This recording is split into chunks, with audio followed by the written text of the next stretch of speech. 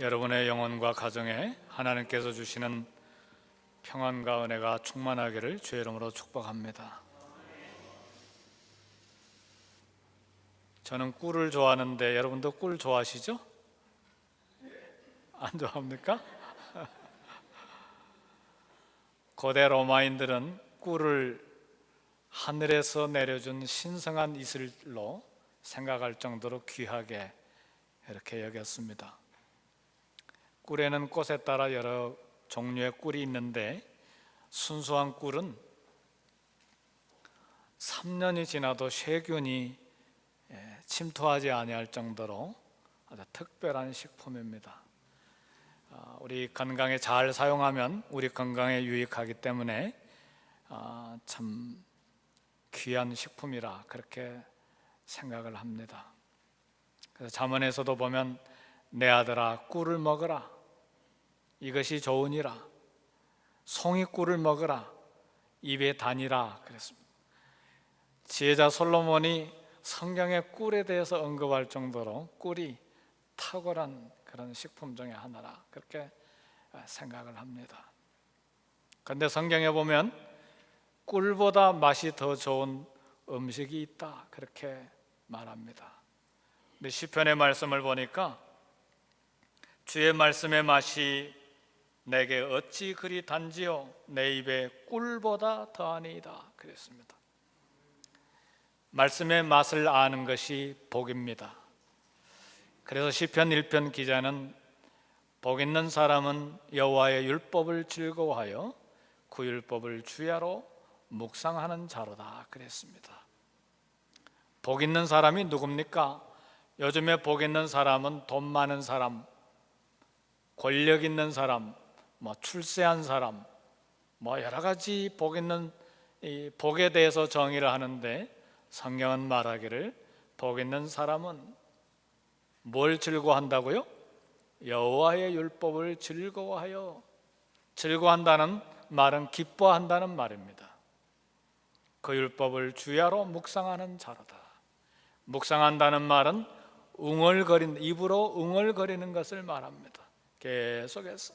그리고 그 말씀을 되새김질하고 그 말씀이 내 가슴에 부딪혀 왔을 때 감격해하고 그리고 그 감격한 말씀을 생활로 옮기는 구체적인 계획을 세우는 이런 과정을 묵상이라 그렇게 말합니다.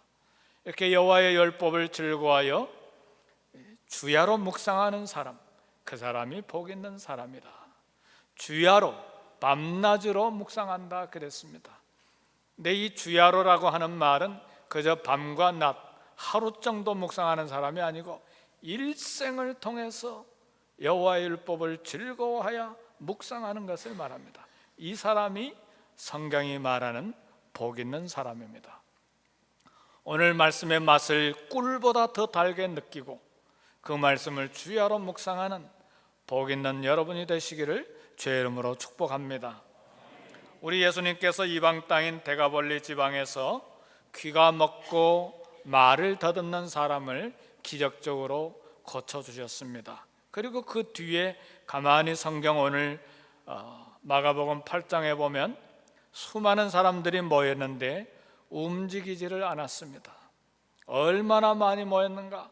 본문의 말씀을 보니까 4,000명이 넘게 모였습니다. 남자만 4,000명. 그러면 여자와 어린아이들을 다 포함하면 수만 명이 움직이지 않고 예수님을 계속해서 따라다녔습니다. 기적을 구경하기도 하고 병 고침을 받기도 하고 놀라운 하나님의 예수님의 이 이적을 구경하기도 하고 그런 목적 때문에 몰려있는 사람들도 있었을 것입니다. 그러나 그거보다 더 중요한 사실은 여기 있는 사람들, 특별히 예수님의 말씀을 듣다가 말씀에 사로잡혀서 떠나지를 못한 사람들이었어요.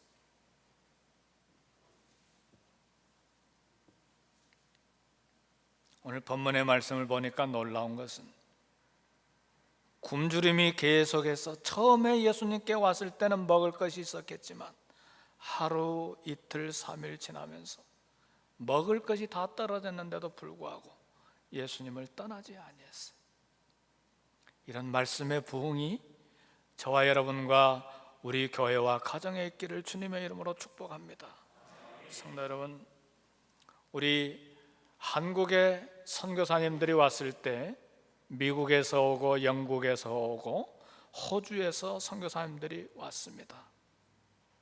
제가 우리 장로교회 그 역사를 보니까 우리 한국 기독교 장로교회의 총회장이 누군가 하고 봤더니 전부 다 선교사님들이었어요. 외국인 선교사님들 1대, 2대, 3대까지도 외국인 선교사님들이 총회장을 했습니다. 지금도 선교사님들이 외국에 나가서 선교할 때 교회가 하나, 둘, 셋 이렇게 불어나잖아요. 그리고 노회를 만들고 총회를 만드는데 우리 한국인 선교사들이 총회장을 합니다. 노회장을 하고. 그런 역사가 우리 한국교회에 있었는데 참 감격스러운 것은 이 서양 선교사님들이 우리 한국말을 배우고 무엇을 했느냐? 성경을 얼마나 열심히 가르쳤는지 몰라요. 요즘 우리 교회 주일 예배 끝나고 A반, B반 성경 가르치고 그리고 평일날도 화요일날도 가르치고 목요일날도 가르치니까 우리 성도님들이 왜 이렇게 말씀만 가르치냐고 막 컴플레인 하시는 분들이 계시는데, 사랑하는 성도 여러분, 우리 한국교회에 왔던 서양 선교사들이 얼마나 한국교회 성경을 열심히 가르쳤는지 몰라요. 저는 그 역사를 읽고 감격했어요. 성경 암송대회뿐만 아니고 성경 퀴즈 대회를 시작해가지고 주일학교에 성경 가르치고 심지어는 농한기에 12월, 1월, 2월이 되면 아무 일도 할 수 없어서 전부 다 방에 앉아서 그 사랑방이라고, 사투리 말 잘 모르겠는데 사랑방 있잖아요. 거기 모여서 새끼 꼬고 그리고 가만히 짤면서 거기서 뭐 했느냐? 술 마시고 그 다음에 뭐 했느냐? 화투 가지고 그 다음에 노름하고 집 팔고 논 팔고 그런 일이 수다했는데 그 사람들 다 모아가지고 성경을 가르쳤어. 교회로 다 왔어요. 그래 여러 마을에서 모여가지고 이 교회로 모여서 모일 때 저마다 그 보찜에 쌀 가져오고 보리 가져오고 가져왔어. 교회 마당에다 검은 가마솥 큰 거 걸어놓고 거기서 밥을 해 먹으면서 성도들은 자면 추운 마룻바닥에서 잠자면서 혹은 성도님 집에 가서 잠을 자면서 일주일씩 열흘씩 새벽으로 아침으로 그리고 낮으로 오후로 밤늦게까지 성경을 그렇게 수십 년간 배웠어요. 그래서 우리 한국교회를 평가하기를 한국교회는 성경 위에 설립된 강력한 교회다라고 말했어요. 내 입에서 나간 말도 헛되이 내게로 돌아오지 아니하고 나의 명하여 보낸 일에 형통하리라. 하나님의 말씀을 가르쳤더니 교회가 강력한, 세계에서 유례 찾아볼 수 없는 강력한 교회로 성장했다는 말입니다. 아멘. 한국교회가 말씀을 배웠을 때 이처럼 부흥이 됐다는 말이에요. 오늘 이 대가볼리 광야에 모인 수많은 사람들, 남자들만 4,000명 그리고 수만 명으로 계산되는 이 사람들을 생각해 보니까 한국교회 초기 교회가 어떻게 말씀을 사모하면서 교회를 중심으로 모였는지 그리고 성경을 공부했는지가 생각이 났어요.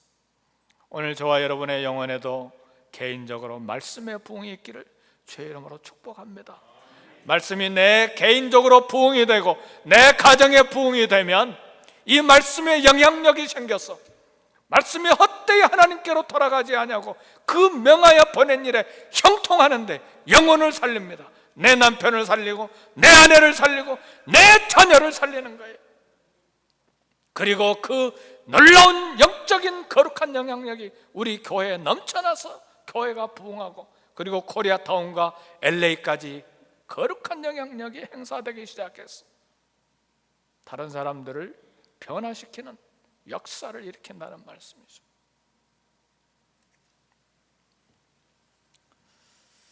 참 우리가 교회를 다닌 지 오래됐지만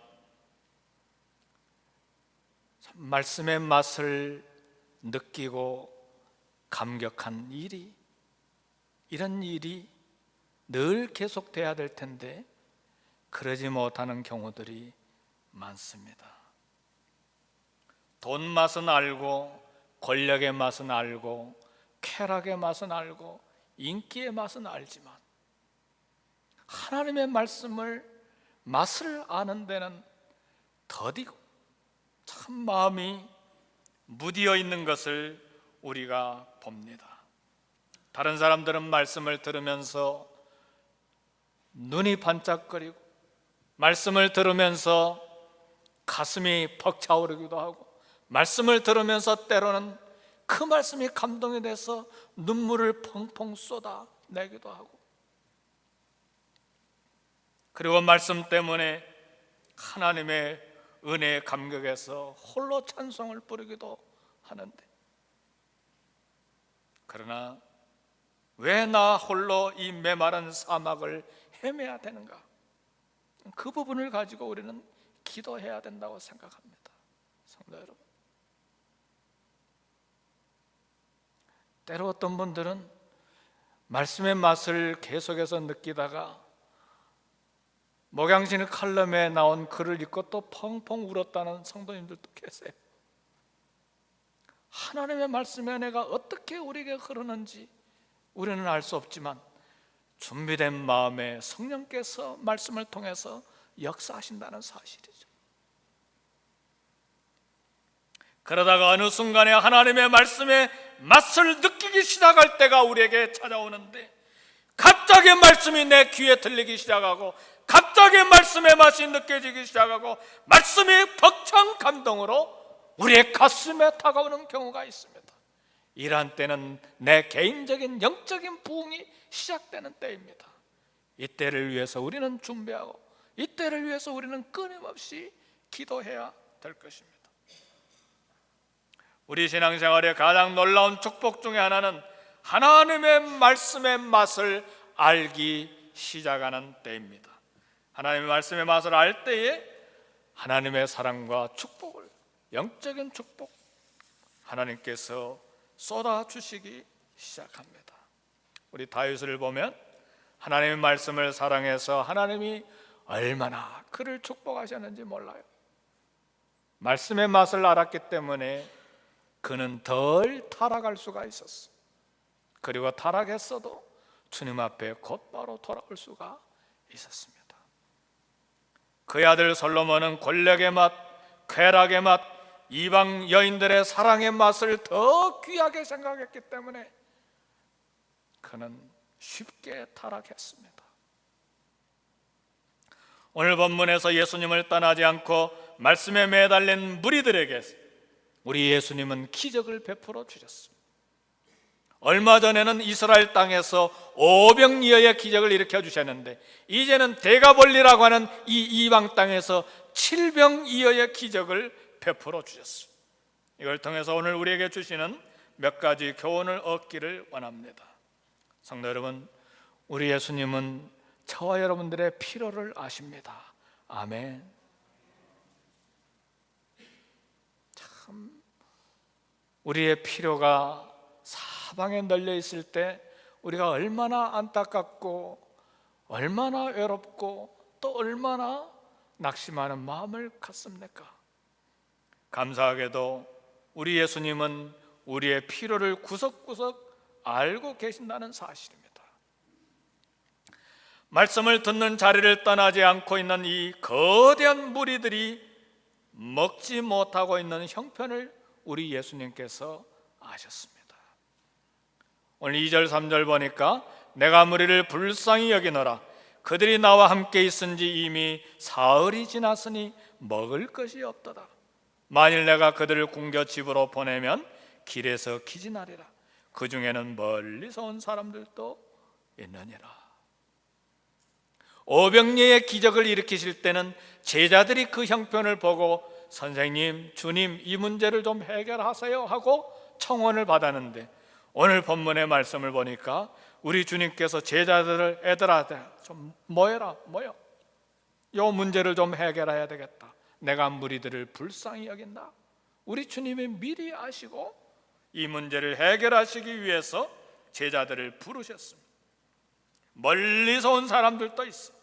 여기 보니까 이미 사흘이 지났으니 먹을 것이 없다. 거의 3일 동안 먹을 것이 없어 예수님의 말씀을 따라서 쫓아다니는 사람들, 그대로 보내면 기진해서 죽을 것이다, 기진해서 길에서 쓰러질 것이다.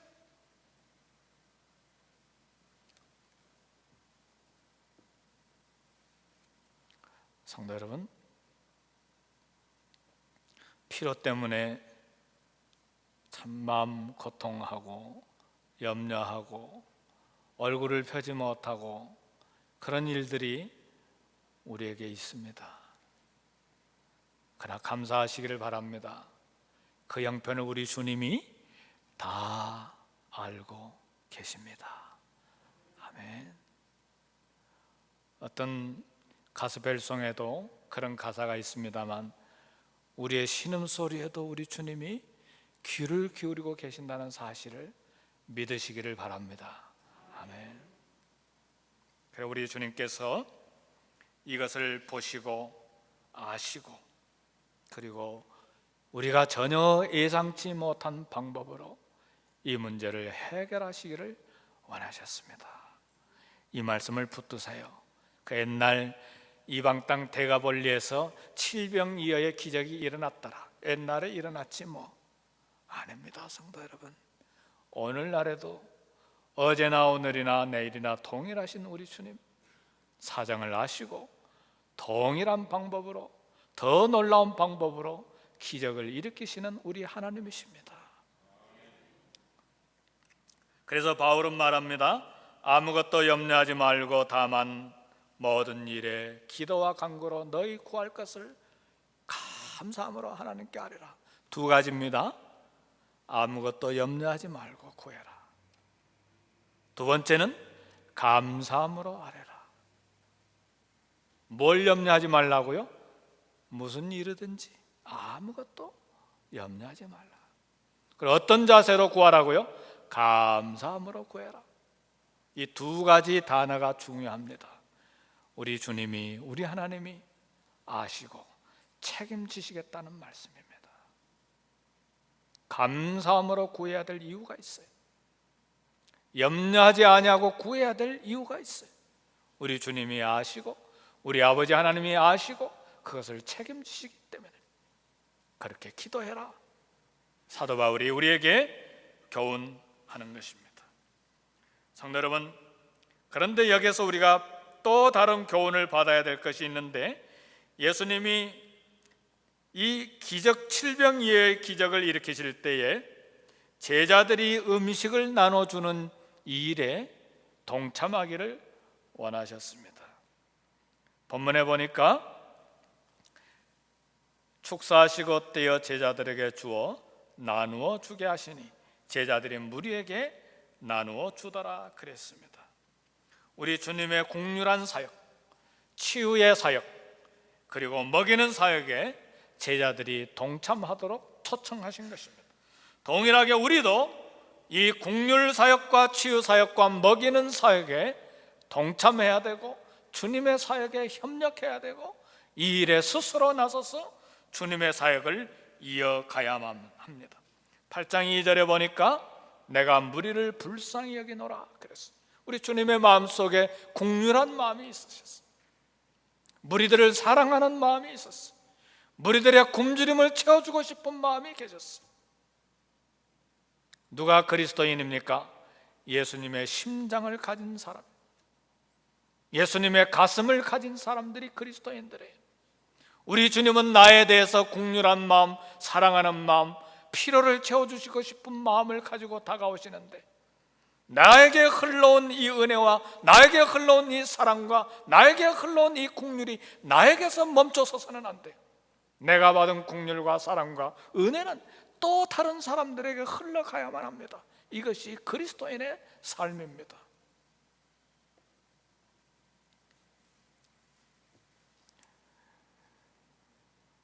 MS 회장인 빌 게이츠가 지난주 3일과 4일 프랑스에서 열렸던 G20 세계 정상회의에 참석해서 이런 이야기를 했습니다.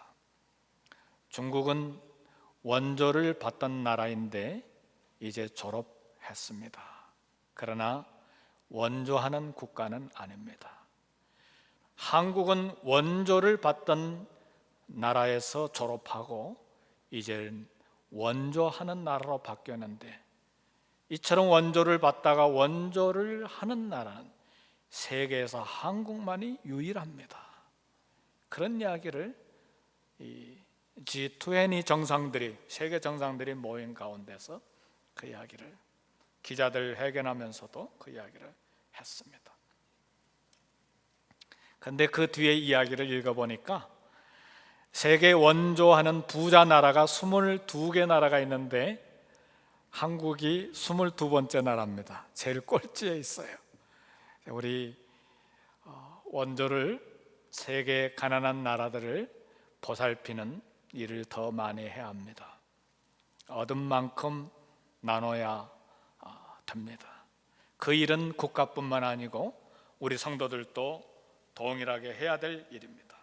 우리 교회는 세계 굶주림에 대해서 눈을 뜨고 바라보아야 합니다. 그것이 예수님의 마음이기 때문에 그렇습니다. 근데 제자들이 무리를 얼추 세어보니까 몇 명이었어요? 4,000명. 그렇죠? 어린아이들 그리고 여자들 다 포함하면 거의 2만 명 가까이 될 텐데, 제자들에게는 한계가 있었어요. 가지고 있는 것이 몇 개 없었거든요. 이 많은 사람들에게 줄 수 있는 것이 겨우 떡 7개, 물고기 2마리밖에 없었어요. 사랑하는 성도 여러분, 그러나 이 부족에 대해서는 우리가 고민할 거리가 아닙니다. 이 부족의 문제에 대해서는 예수님이 고민할 문제입니다. 이 문제에 대해서는, 이 기적을 일으킬 책임은 예수님께만 있는 거예요. 저야 여러분들은 죽었다 깨어나도 이 떡 7개 가지고 4,000명 못 먹여요. 그러니까 그것은 주님만이 하실 수 있는 일이요, 주님의 책임이요, 주님께서 기적을 일으키셔야 될 문제예요. 그러니까 부족에 대해서 우리가 고민할 일이 아니에요. 빵과 떡이 부족한 것 때문에 안타까워할 일이 우리가 아니라 그 말이에요. 우리의 임무는, 우리가 할 일은 내가 가지고 있는 것을 주님께 드리는 일입니다. 그것이 비록 적은 보리떡 5개든 7개든 우리가 그것을 주님께 드릴 때 주님은 그것을 가지고 기적을 일으키시는 거예요. 사렙다 과부도 마찬가지예요. 3년 반 동안 어떻게 엘리야를 먹여 살립니까? 과부가 이제 한 줌 가루하고 한 방울 기름밖에 없는데 그거 가지고 어떻게 이 선지자를 먹여 살립니까? 이 과부가 고민해야 될 문제가 아니에요. 과부의 책임이 아니에요. 가지고 있는 것 선지자에게 주면 책임을 다하는 거예요.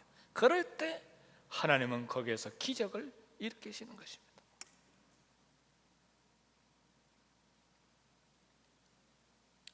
우리의 삶은 받기만 하고 얻기만 하는 것이 아닙니다. 하나님의 은혜를 전달하는 축복의 통로가 되어야 합니다. 우리 주님이 저와 여러분들에게 원하시는 건 거대한 것을 원하시는 것이 아니에요. 예수님의 긍휼히 여기는 가슴, 무리를 불쌍히 여기는 가슴을 우리 주님이 원하시는 것입니다.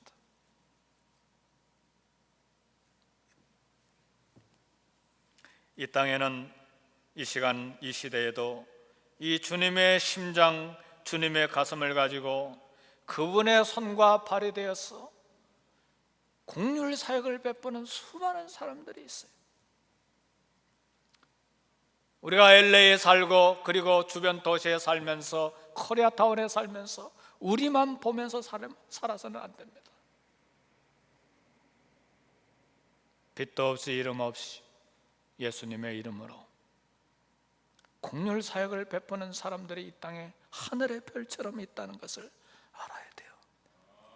그들이 하늘에 가서 상을 받을 것입니다. 왜 우리가 부족함을 느끼는가? 내가 받은 것 나눌 생각하지 아니하고 계속해서 받기만을 간구하기 때문에 내가 궁핍함을 상대적으로 느끼는 거예요.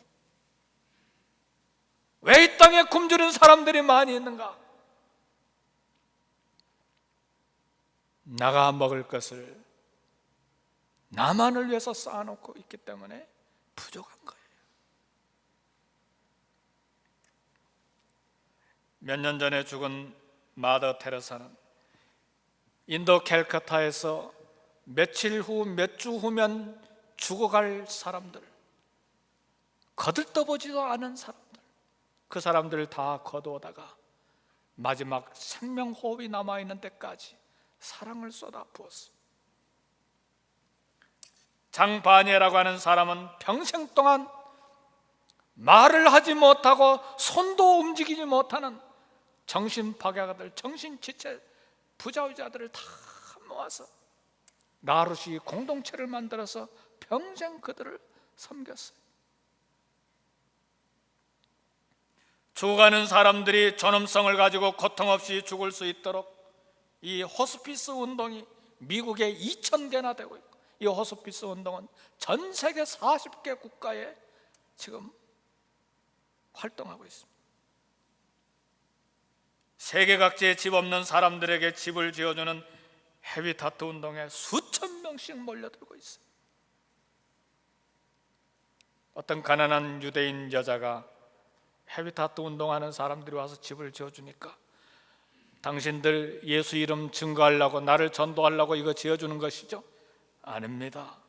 자매님, 우리는 예수 믿는 사람이든 믿지 않은 사람이든 모두에게 집 없는 사람, 집에서 살 수 있는 권리가 있기 때문에 지어드립니다. 이렇게 집을 짓고 다니는 사람들이 수천 명이 된다는 걸 알아야 돼요. 콜슨의 천사나무 사업에서는 감옥의 죄수들에게 크리스마스 선물을 전달하기 시작했는데, 미국에서만 지금까지 200만 명이 넘는 사람들이 크리스마스 선물을 받았어요. 그리고 이 단체에서 이 죄수들이 갓 구워낸 빵을, 그리고 뜨끈뜨끈한 스튜를 선물로 받았어요. 3세계 국가의 입천장이 갈라져 있는 어린이들을 수술해주는 단체도 있어요. 의사들과 후원하는 사람들을 비행기에다가 가득히 싣고 지금까지 전 세계 3세계 다니면서 입수술을 해줬는데 3만 6천 명의 어린아이들이 미소 짓는 얼굴을 선물로 받았어요. 참 부끄러운 마음이 많이 들어요. 그렇죠? 이 설교를 준비하면서 부끄러운 마음이 갑자기 생각이 들고, 그래서 오늘 이 설교하면서 나는 뭘 해야 되나, 그래, 북한 어린이 겨울에 신발 없는 어린이들이 생각이 났어요. 그래서 나도 이 어린이들에게 신발을 좀 사줘야겠다 하고 헌금을 조그맣게 준비를 했어요.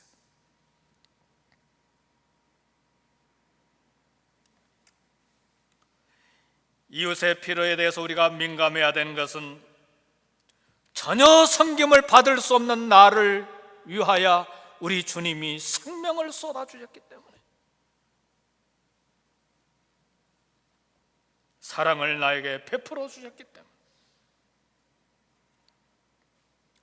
제자들이 명예와 권력 때문에 누가 더 높으냐고 다툴 때마다 우리 예수님이 가장 큰 자는 섬기는 자로 있다. 섬기는 자가 큰 자다. 정치를 목적으로 하는 사람들은 선한 일을 행하고 신문에 나기를 원해. 그러나 강도 만난 사람을 도운 선한 사마리아 사람의 이름은 2000년이 지난 지금에도 아무도 그 사람의 이름을 모릅니다. 예수님의 공률 사역은 이름 없이 섬기는 것입니다. 5,000명이 모였을 때 빵 5개로 배불리 먹이고 12강주가 남았고, 4,000명이 모였을 때 빵 7개로 7광주리가 남았어요. 근데 숫자가 빵 5개로 5,000명, 빵 7개로 7광주리가 왜 이렇게 숫자가 배열이 됐을까? 어떤 학자가 말하기를 이 베푸신 은혜를 결코 잊지 않도록 기억하도록 숫자를 맞추셨다. 그래요. 7755예요. 성도 여러분, 하나님께서 저와 여러분들에게 베푸신 은혜도 결코 잊어서는 안 됩니다. 이스라엘 백성들이 쉽게 범죄했던 것은 지난날 하나님께서 베풀어 주셨던 기적과 은혜를 기억하지 아니하고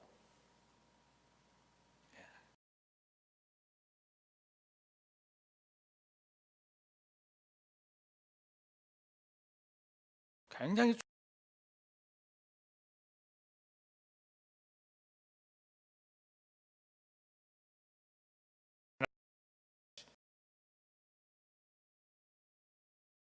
우리 그리스도인의 삶이요 자세가 될 것입니다.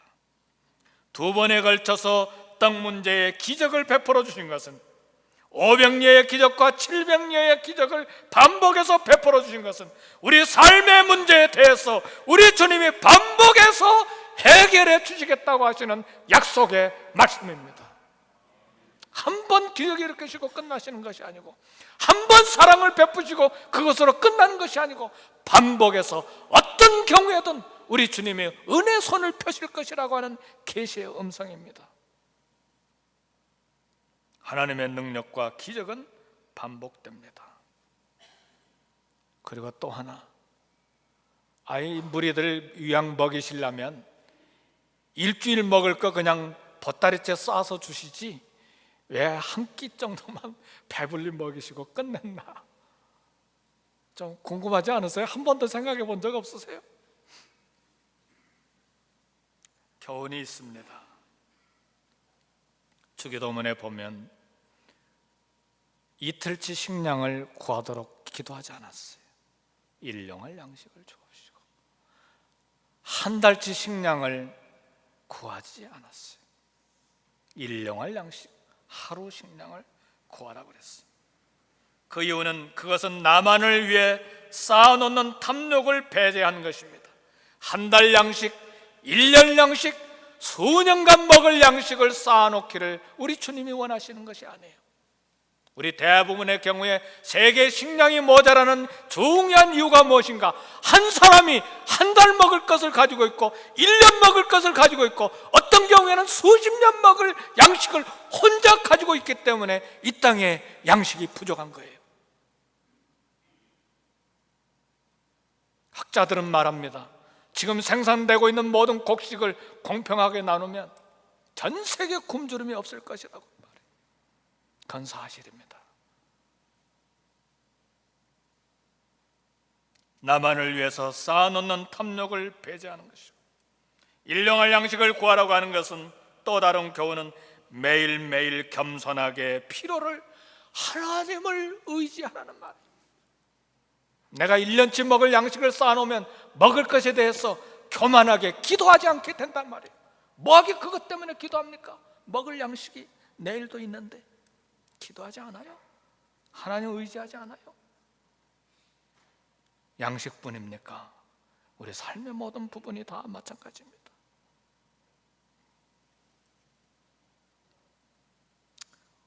우리 하나님께서 가슴에 품고 있는 세 친구가 있습니다. 고아와 과부와 나그네입니다.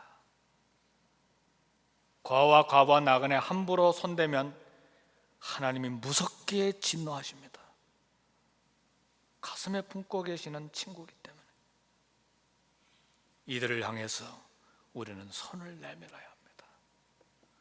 이것이 우리 주님께서 칠병이어의 기적을 일으키시면서 제자들에게 주시는 교훈이에요.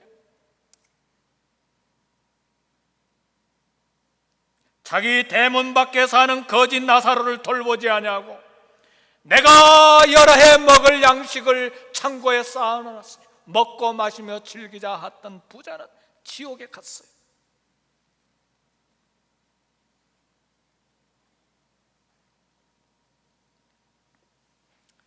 이 시간 우리가 기억해야 될 더 중요한 말씀, 사람이 떡으로만 사는 것이 아니요 여호와 입에서 나오는 말씀으로 살 것이니라. 떡도 중요하지만 하나님의 입에서 나오는 말씀으로 살아야 돼요.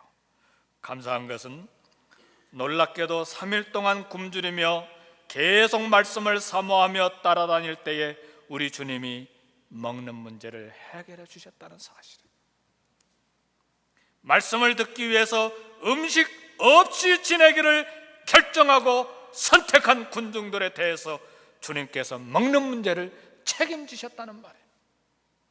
성경은 말합니다. 너희는 먼저 그의 나라와 그의 의를 구하라. 그리하면 이 모든 것을 너희에게 더하시리라. 이 순서는 옛날이나 지금이나 바꿀 수 없습니다. 먼저 그의 나라와 그의 의입니다. 이 진리는 오늘 이 시대에도 동일한 살아있는 진리입니다. 기도하겠습니다. 우리 다